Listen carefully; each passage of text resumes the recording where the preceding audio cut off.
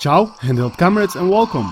As soon as I have first spotted this handheld, I knew straight away I gotta at least try it out. Cause you know, just look at it, looks intriguing.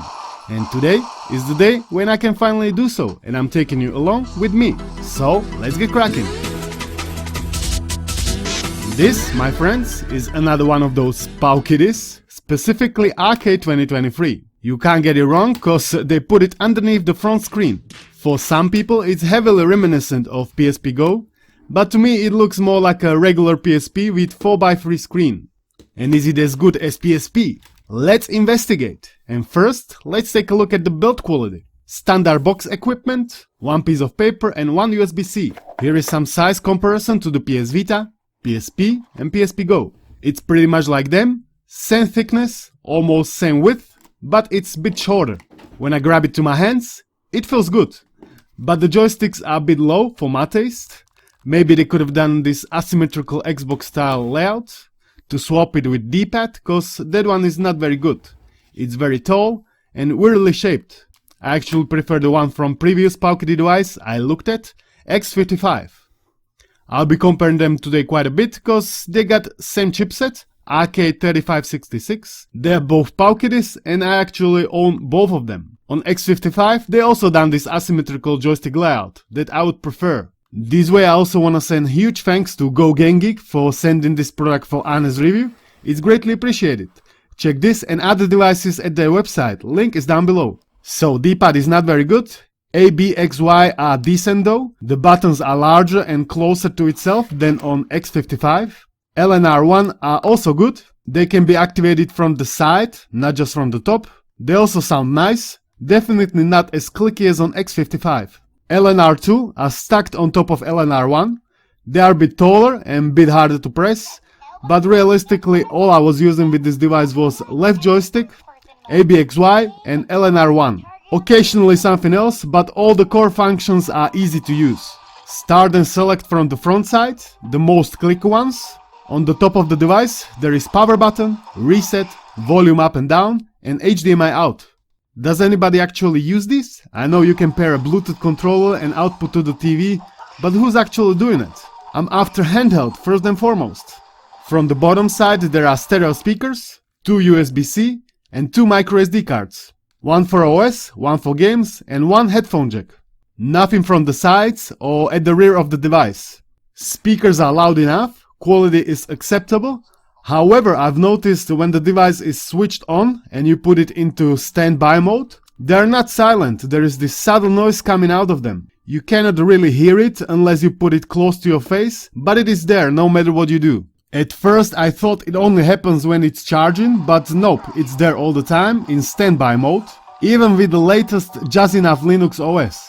As I said, you cannot really hear it, and it is not obtrusive, but I thought I should at least mention it. Also guys, if you are enjoying these videos, like and subscribe, cause there is certainly more to come. Now to the screen. It uses 3.5-inch IPS LCD with 4:3 ratio and 640x480 resolution. Screen brightness is way better than on X55. The screen is same size as on RK3566 and Miyoo Mini Plus, but I feel those are of a higher quality. At least that's my impression when I compare them side by side. In fact, all of these devices are fairly similar. RK2023 uses better chip and has more RAM, 1GB. That means it's also more expensive and can emulate more stuff. Plus it has this horizontal layout with buttons on the sides, which I actually prefer over having it underneath the screen. There is a 3500 mAh battery inside. According to description, it's gonna last about 4 to 6 hours of gameplay. Now let's boot up the device, shall we? It comes preloaded with custom JELOS straight out of box, which I'm a big fan of. I wish they are doing it with every single device they release. It is custom JELOS, but with some mod, some kind of skin on top of it. Cause on the other SD card I flashed the latest Just Enough Linux to compare it, and it looks a bit different. I haven't noticed any difference in performance, which is in fact exceptional. It is definitely not perfect, but when I looked at price to performance ratio, it is exceptional. This also reminds me, I've tried again to flash JELOS to my PowKiddy X55, exactly the same way like I did to RK2023, and again I failed, it was unsuccessful. which makes me believe my X55 cannot run Custom OS. It even booted into OS, cause I could hear my background music playing, but the screen was all black.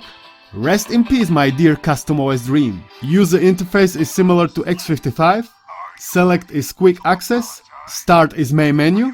I haven't been changing any settings, I've just increased the screen brightness, and when I've done it, it was lagging like crazy. I pressed the button to increase the brightness and it happened like 4 seconds later. Not sure why, but it was happening on both custom OSs. The modded version comes with more themes, it is very usable. I would recommend trying both and then decide which one you prefer. They're both almost identical. There are some subtle differences, like for example when I was using PPSSPP, it was using slightly different button combinations for system settings, but I believe it is all customizable on both.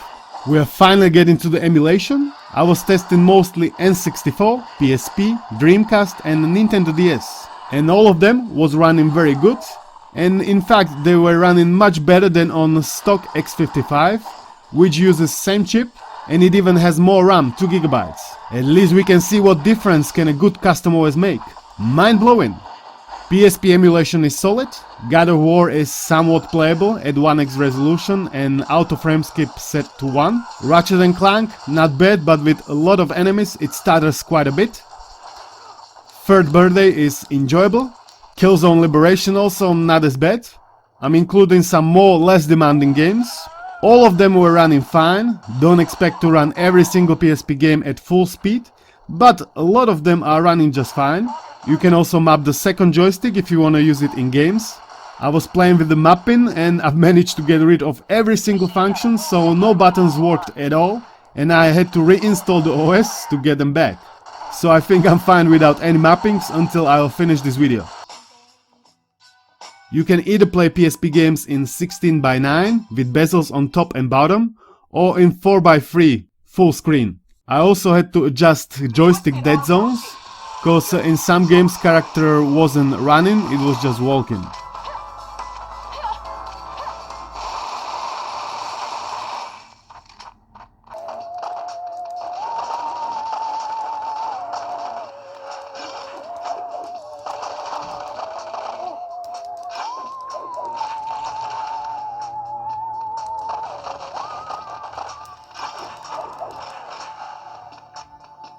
Dreamcast, same thing here, less demanding games were running fine, Sonic Adventure 2, House of the Dead, Jet Set Radio, Res. When I tried Soldier of Fortune it was running slower with some graphical glitches, but overall Dreamcast performance was better than with stock X55.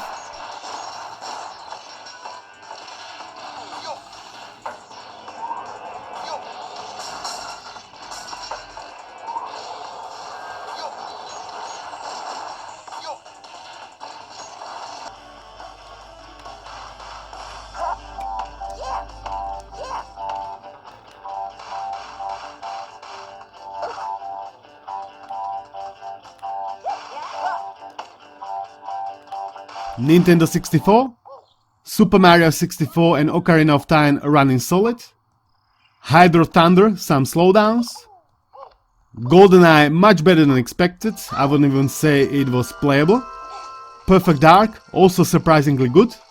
I mean, when I compare it to N64 emulation on stock X55, the difference is like a night and day. So again, we can see what miracles a good optimization and good custom OS can do.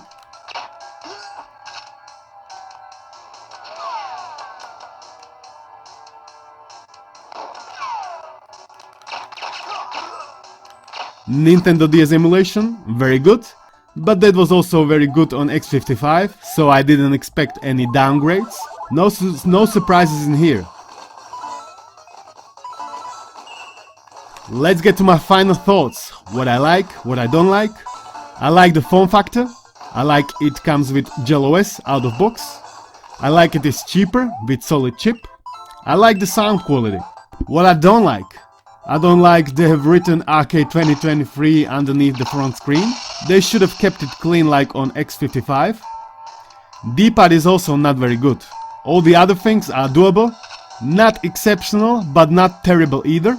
screen, joysticks, button layout, triggers, bumpers.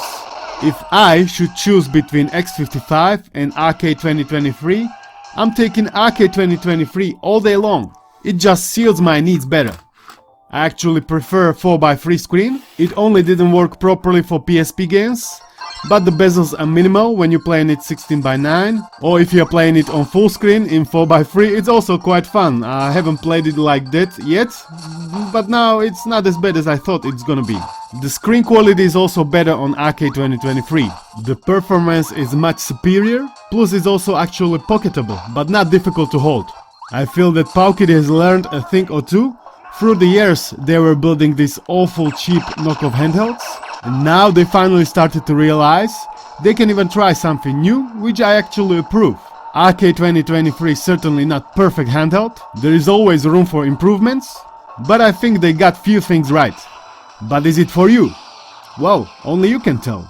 Wouldn't it be better just to buy PSP or PS Vita, which are much cheaper? Well, it all depends what you expect from your handheld, you know. PSP or PS Vita cannot really play N64, Dreamcast or DS Emulation, but they can play PS1 and PSP very well. Plus PS Vita can obviously play native PS Vita games plus ports and whatnot. But maybe you would prefer something like RK3566 or Miyoo Mini Plus. Well, that's also up to you to decide, you know, those are a bit cheaper, but also you cannot emulate as much, so it's all up to you. I've just presented you my honest opinion. But if you wanna buy it from GoGameGeek website, it will cost you $110 with 64GB micro SD card and free shipping. They got also other handhelds I've mentioned in this video, like RK3566, Miyoo Mini Plus and X55. Plus much more, check the website, link is down below. If you enjoyed this video, give it a like, subscribe, join to support even further. Thanks to you for watching, thanks to members for support, thanks to GoGameGeek for sending it over, and I'll catch you in the next one. Peace!